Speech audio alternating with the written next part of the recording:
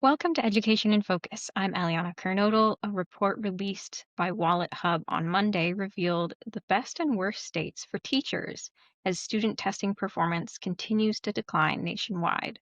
Joining me to tell us more about this is the Center Square's education reporter, Esther Wickham. Esther, can you break down this report for us? Yeah, thanks, Aliana.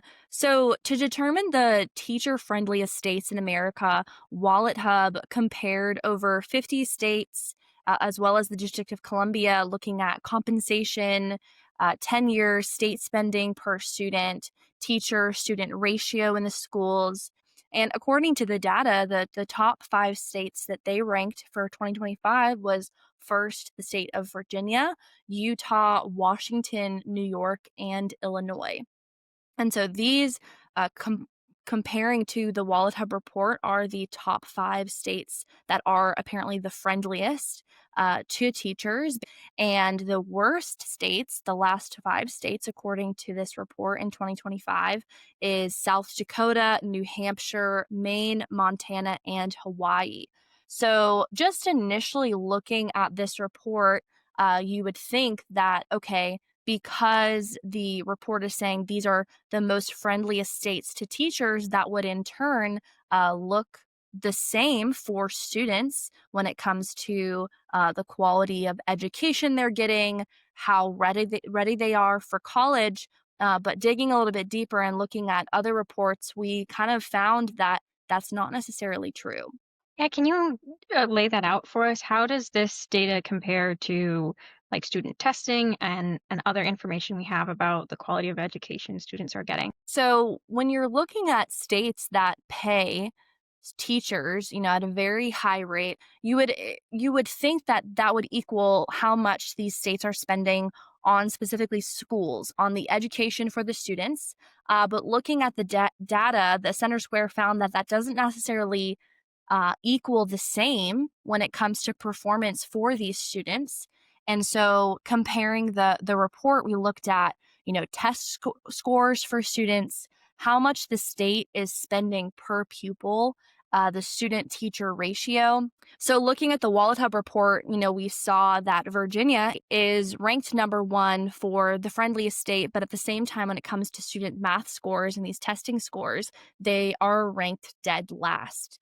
At the same time, on Monday, September 15th, the US Department of Education came out with an announcement that the National Assessment of Educational Progress findings saw that nationwide test scores are at an all time low.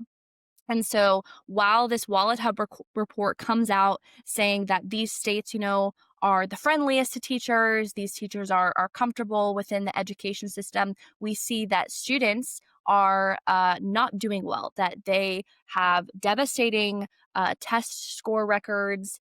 As the Secretary of Education, Lyndon McMahon, said, the students testing are at historic lows across K through 12.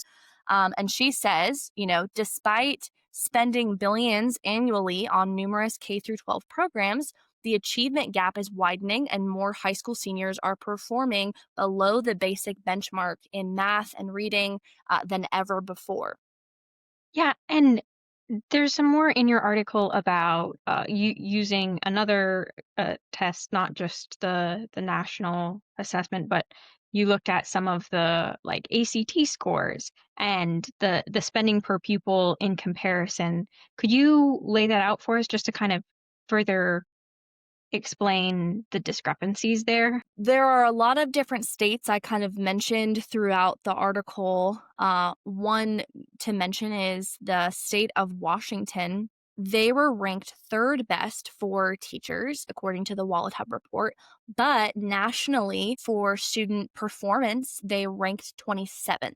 And according to the Washington State Office of Superintendent of Public Instruction, 71% of students were determined to have quote unquote foundational knowledge of grade level or above English language arts, while 63% of students exhibited grade level knowledge in math. So a little bit over 50%, which is generally good compared to other states. In another report covering the state of California, for eighth grade math students in the public school system in California, they had math grade level proficiency. Only 25% of students had grade level math proficiency.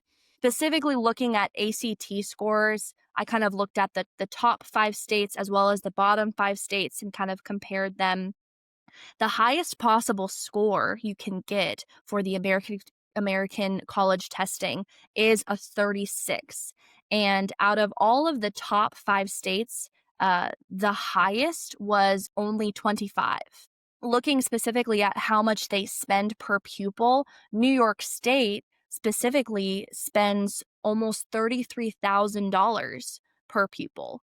The other states kind of have a range between $10,000 to $20,000 per pupil.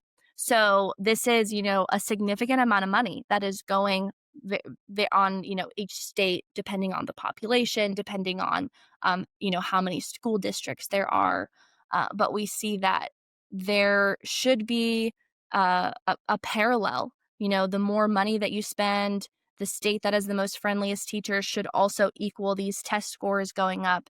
But we don't really see that. We kind of see an average number or a significant decline. One of our Washington reporters, Carlene Johnson, was able to interview Aaron Wythe. He's the chief executive officer at the Conservative Freedom Foundation think tank. And, this was his thoughts on how teachers and teacher unions have been criticized over poor student results, specifically in Washington state, but also across the country. Deeply concerning to see this trajectory. For me personally, and for the Freedom Foundation, we look at this as the result of teachers' unions and their influence. I mean, you look at since 2019, what the teachers' unions have done and what they've advocated for. They advocated for shutting down schools for at least 2 years, in some places more. They prioritized a woke political agenda, which includes sexualizing our kids, which includes critical race theory, which includes Black Lives Matter, all of that stuff, and then fighting Trump as well. They've prioritized. I mean, they said one of the teacher union reps at the National Education Association's meeting said directly that we believe that fighting Trump is more important than reading, writing, or math. Um, that's the agenda of the teachers unions. But don't just take my word for it. Look at their spending. I mean, they are spending tens of millions of dollars on political advocacy, on lobbying, on gifts to C3s and C4s that are all ideologically aligned to push a political agenda. They're spending around 10% of their total budget on representing teachers. Of course, that's not representing kids, but that's the only thing in their budget that has remotely anything to do with their classrooms. Their primary agenda is politics, and that is why you see these test scores continuing to decrease.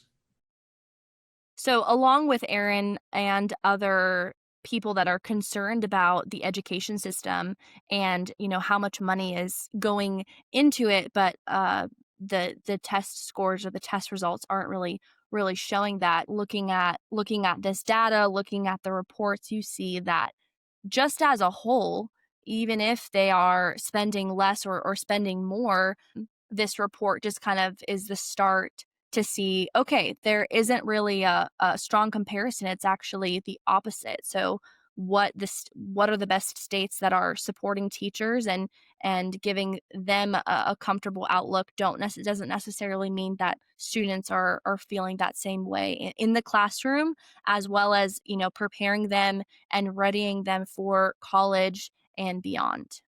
That's very interesting, and I think it's kind of hard to get into all of the numbers on a podcast. When you get into reading your article, it's really interesting to see just sort of kind of comparing some of those different numbers and seeing some states like Idaho, Wyoming, and Mississippi that spend a lot less on public education.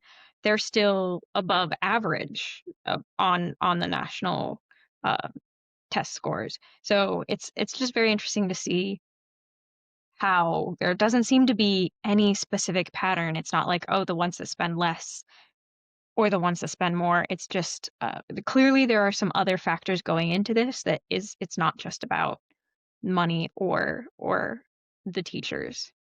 Well, Esther, thank you for your insights on this story. Listeners can keep up with this story and more at thecentersquare.com.